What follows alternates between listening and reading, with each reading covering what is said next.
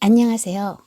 저는 39살, 인생의 가장 뜨거웠던 여름을 지나 이제야 신선하고 맑은 가을 하늘 아래 서서 초등학생 딸아이를 키우고 있는 워킹맘입니다. 7년 전 제 인생은 한 편의 블랙 코미디 같았죠. 그때 이야기를 해보려고 합니다. 7년 전 제 남편은 누구나 부러워하는 사람이었죠. 유명 보험회사의 최연소 지점장으로 늘 칼같은 수트 차림에 매너 좋은 웃음. 집에 오면 앞치마를 두르고 딸 은별이와 놀아주는 다정한 아빠. 언제나 성실했고 다정했고 무엇보다 저를 참 아껴주는 사람이라 항상 우리 가족을 챙기는 영원한 내 편이라 믿으며 저는 제 인생이 이대로 평탄할 줄만 알았습니다. 그러던 어느 날 친한 친구와 신년 운수를 보자며 재미반 호기심 반으로 점을 보러 가게 됐었어요. 제 신년 운수가 어떠냐며 웃으며 묻는 저에게 자욱한 향냄새 사이로 무속인이 저를 빤히 쳐다보더니 대뜸 쌀알을 확 뿌리는 게 아니겠어요? 에라이 미련한 거사, 지금 웃음이 나와? 네 발등에 풀이 아니라 작두가 떨어졌는데? 네? 무슨 말씀이세요? 저 요즘 남편이랑 사이도 좋고 일도 잘 풀리는데? 집에 있는 놈이 딴 주머니를 차고 딴 년이랑 살림 차릴 준비 다 끝냈어. 으이쿠. 네 눈으로 직접 봐야 정신을 차리지? 처음엔 화가 났습니다. 우리 남편이 그럴 리 없다며 무당의 말을 무시하고 나왔죠. 하지만 그날 밤 고온이 잠든 남편의 머리맡에 놓인 핸드폰이 이상하게 저를 불렀습니다. 결혼 후 단 한 번도 의심해 본 적 없던 그 금단의 영역을 저는 결국 열고 말았습니다. 그 안에는 제가 알던 남편이 없었습니다. 자기야, 오늘 서류 정리 다 했어? 그 여자한테는 언제 말할 거야? 나 우리 새집 가서 빨리 살고 싶단 말이야. 조금만 참아.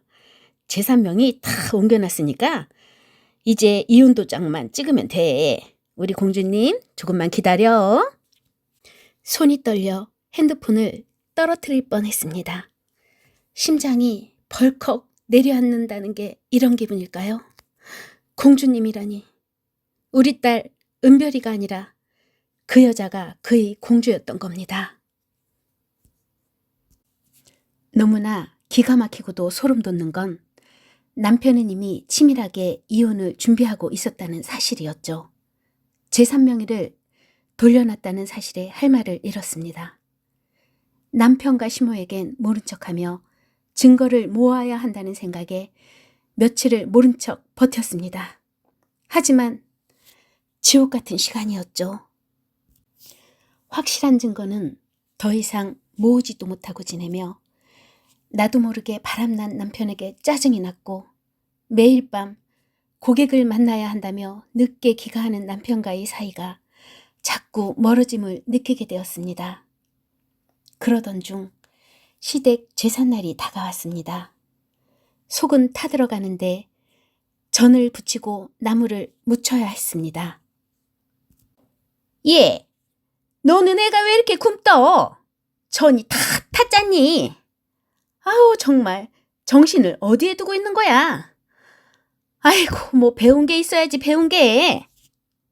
속으로 울컥하였지만 꾹 참고 대답하였습니다. 어머니 저 몸이 좀 안 좋아서요. 제사 음식을 모두 준비하고 제사상을 차리며 제 인내심도 바닥이 났나 봅니다. 내가 이 집 제사상까지 차려야 하나? 라는 생각에 속이 뒤집히며 짜증이 났고 제사상을 차리며 한 손으로 음식을 툭툭 내려놓으니 짝!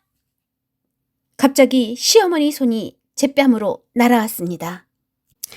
아니 이게 어디서 배워먹은 버르장머리야? 부모가 그렇게 가르치더냐? 제사상 앞에서 어디 인상을 써, 인상을? 어머니, 지금 저 때리신 거예요? 그 애가 밖에서 무슨 짓을 하고 다니는지 아시면서 저에게 이러세요? 그 순간 거실에서 TV를 보던 남편이 차갑게 일어나 다가왔습니다. 더 이상 다정한 남편의 눈빛이 아니었죠. 제가 상간녀의 정체를 알고 있다는 것을 알게 되자 남편과 시어머니는 본색을 드러냈습니다. 그래, 너 언제부터 알았냐? 아니, 차라리 잘 됐네, 잘 됐어. 어떻게 말해야 하나 걱정했는데 우리 이혼하자. 뭐? 이혼? 은별이는? 당신 딸 은별이는 어떡하고? 이혼을 해도 내가 말해야지. 당신이 어떻게 이혼을 얘기해? 아니, 우리 아들이 이혼 얘기를 왜 못하니? 너는 우리 집안 100 끊어놓은 거 그거 하나만으로도 너는 이 집안에서 하자 있는 물건이야. 알어? 어머니, 어떻게 그런 말씀을 하세요? 은별이는요? 은별이는 제 딸이자 어머니 손녀잖아요. 딸이 무슨 소용이야. 제사 지내줄 아들 하나 못 낳는 주제에. 참나. 우리 찰난 아들 악기 막지 말고 조용히 물러나거라. 재산?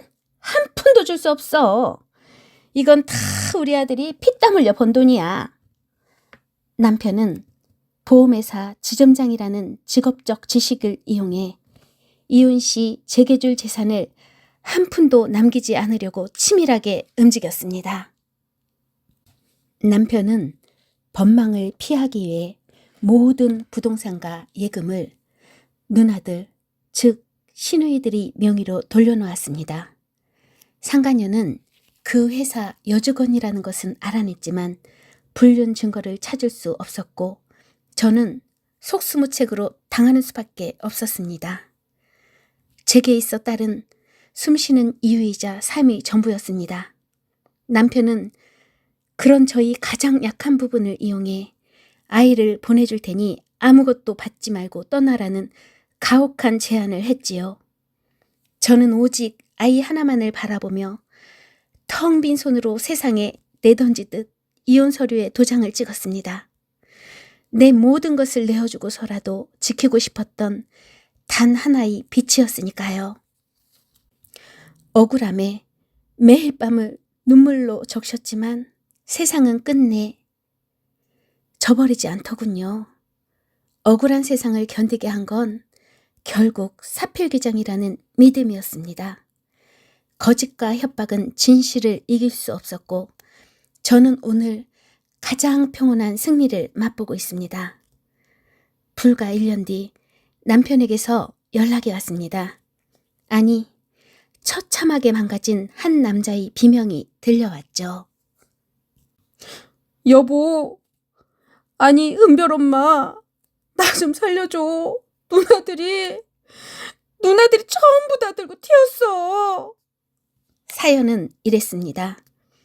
이혼하며 위자료를 주기 싫었던 남편이 자기 명의 재산을 전부 둘째 시누이 명의로 옮겨놓았는데 둘째 시누이가 그 돈을 들고 잠적해버린 겁니다. 동생, 위자료가 한두 푼도 아니고 혹시라도 소송까지 갈지도 모르니까 내가 보관해 줄게. 하던 누나가 막상 거액의 돈이 손에 들어오자 동생과의 천륜을 저버리고 해외로 도주해버린 거죠. 빈털터리가 된 남편에게 남은 건 아무것도 없었습니다.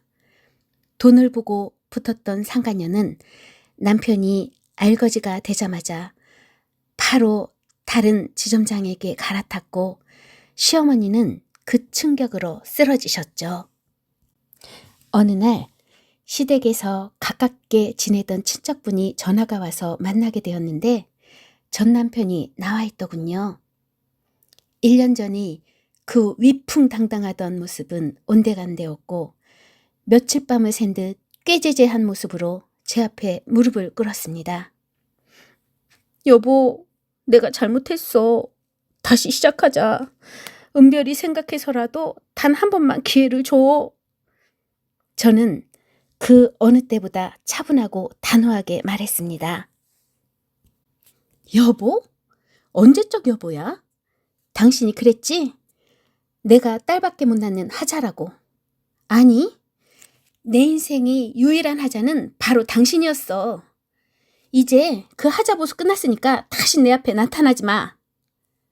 그 말을 하는 순간 막혔던 가슴이 뻥 뚫어지는 시원한 느낌을 받았습니다.